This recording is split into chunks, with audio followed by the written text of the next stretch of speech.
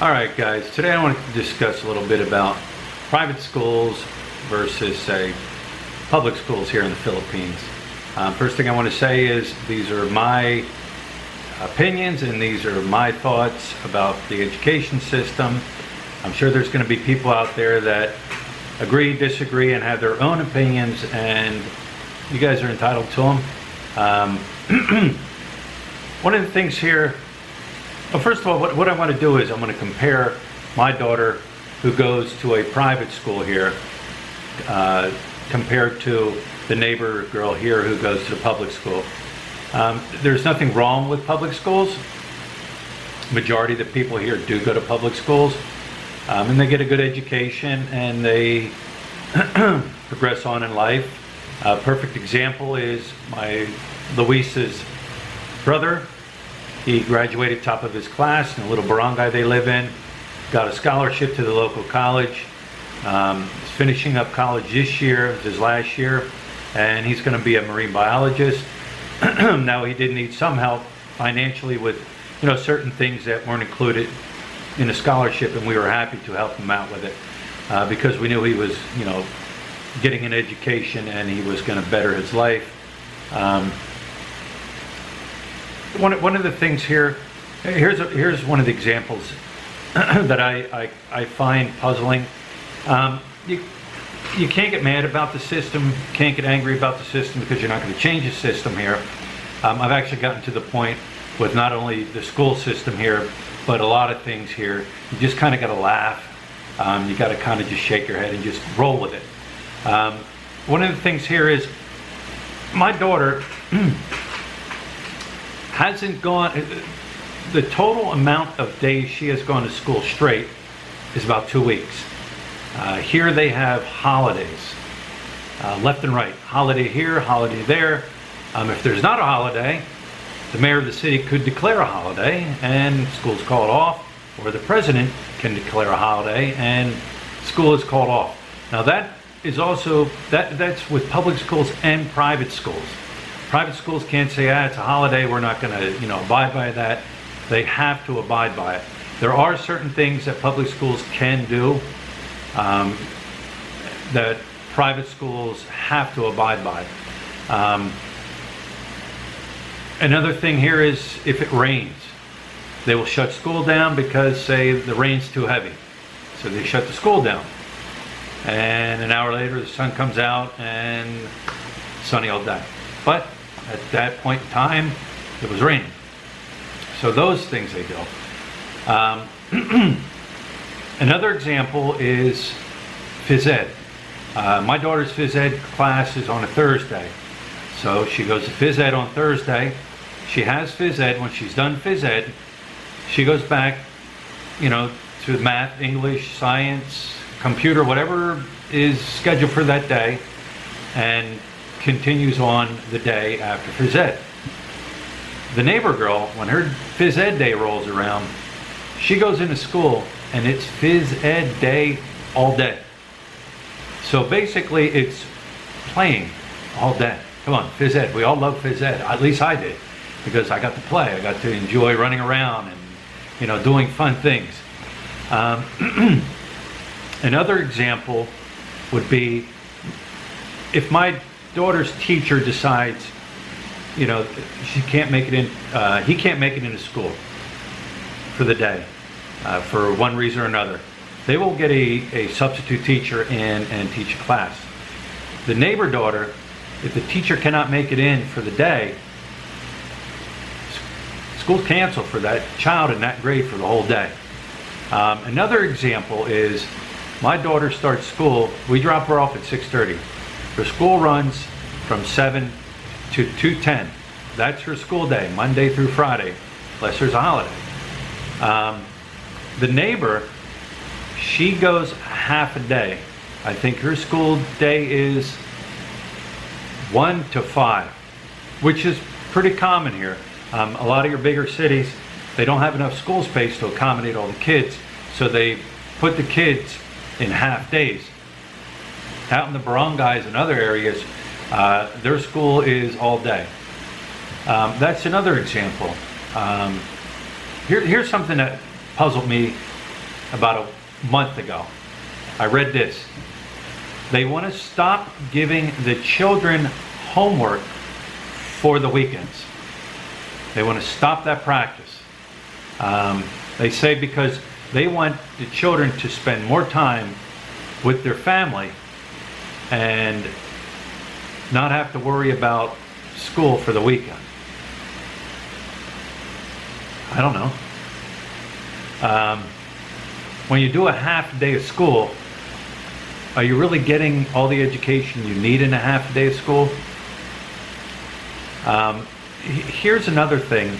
Now this is recently. This is what just happened. This past Monday and Tuesday, the jeepney drivers here in the Philippines decided they wanted to strike. Has to do with the conversion of the old jeepneys to the new jeepneys and yada yada. You know, it's all political, money involved. So what they did was they said no school because of the strike. Now, not all jeepney drivers around the Philippines took part in the strike. Here where we live in Angeles City, the jeepney drivers did not participate in the strike. It was put out there prior to the strike that they were not going to participate. Now, some of your bigger cities, Manila, Cebu, I heard, they did participate in the strike. So now you know the jeepneys here are not going to participate in the strike. Yet you still called off school Monday and Tuesday because you said the children couldn't get to school because of the jeepney drivers being on strike. Come on. The kicker to that is this whole week is the end of the second quarter. So this whole week they're going to be taking tests all week. So now you got no school Monday, no school Tuesday. Then it was also the weekend, so you had Friday, Saturday, Sunday, Monday. I know in my daughter's school, all last week they were refreshing them and bringing them up to par and getting them ready for the test coming up this week. So you had Monday, you had Friday, Saturday, Sunday, Monday with no school. So what do kids do when they're off? They play. So now all that refreshing is now in the back of their head. So now they come into school today and they got to start these tests. That's what kind of disturbed me about the whole thing. Here's another one. This is a big one. And I'll put this chart up on the screen here so you guys can see it. They started a new grading system here. DepEd, D-E-P-E-D. They're the ones in charge here that set up the schooling system, set up the grading system, set up everything here. They started a new grading system this year. They got away from the old system and they got this new grading system. Basically, if you miss half, if you get a 50% on your test, you're still going to get a passing grade. Like I said, it boggles my mind. I mean, 100 is still 100. In the old system, if you had a 98 if you had a 98, the old system, if you had a 98 to a 99, it is now a 99. In the old system, if you got a 90, between a 90 and a 91, that was your grade. It's now a 94. In the old system, if you got something between a 76 and a 77, it is now an 85. If you got something in the old system between a 71 and a 72, it is now an 82. So when I was growing up, a 70 was like a D minus. You were on the verge of failing. It's now an 82. Now, if you receive a 40, between a 43 in the old system, it is now a 70. So you're missing half of the questions and you're getting a 70. I don't understand that concept, you know. Education is a very important part in any society and culture. Here in the Philippines, they stress, get a good education, get a good education. And it's very true because here, education is very important. You know, you're not going to get a job even at the mall unless you have a high school diploma, or a lot of places want you even to be enrolled in college in order to even work. I know in our daughter's school, they still hold that older standard. In order to stay in that school, you have to be receiving a 75 or better in the old standard. My daughter got 2 report cards. She got the new system report card, which that is what will be sent out and put in the system. And then she got the private school. The private school she goes to, a report card, which falls under the old one. And that's what they hold the children there accountable to. They want them to, like I said, 75 or better. If you are receiving a 75 or less, they let the parents know, they offer tutoring, and they want them up to par. When she took the test to go there, she had to take a test. They just didn't accept her. She was a little low on the math, so what we did was, for 2 weeks prior to school, we sent her to the school, and they provided a teacher there for her to bring her up to par on math. She switched from school down in the province to this school. She was also in a private school in the province. This school, they have 800 students. They turn away people simply for the reason they want a higher standard for the students going there. It's not the most expensive school here, and it's not the cheapest school, but what I like about it, it's about education. They want education. A couple weeks ago, they had here in the Philippines Teachers Appreciation Day. They went to school and they threw like a little party for the teacher, and she said it was fun all day, yet they still, they were still being taught. Here, the private or the public schools, it was Teachers Appreciation Day. Some of the schools shut down for the whole day. Big events in the mall, big events in auditoriums, but the school system shut down for the day, so that was a day of no education.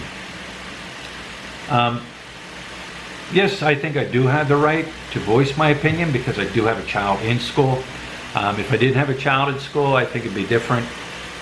One of the hardest things to do when you come to the Philippines, whether you're coming from the States, from Germany, Canada, Australia, wherever you come from, when you come to the Philippines, you cannot compare your country to the Philippines. It's a different way of thinking, different education system, different transportation system, different everything. You're not going to change it. You just have to adapt to it. You can't let it drive you crazy. You can't run around, it should be done this way, it should be done that way. And that's one of the hardest things that I've, learned, or one of the hardest things I have doing here is trying to compare, things from back in the United States to things in the Philippines. You just can't do it. Like I said, you're not going to change it. If you don't like the area you live in, that's simple. You just move. You find an area that you can live in. An area where, you have a McDonald's or a Burger King or whatever. But you get my point. But anyways, you can't change it. It's not going to happen. The Philippines is a different place, and the Philippines is a different part of the world.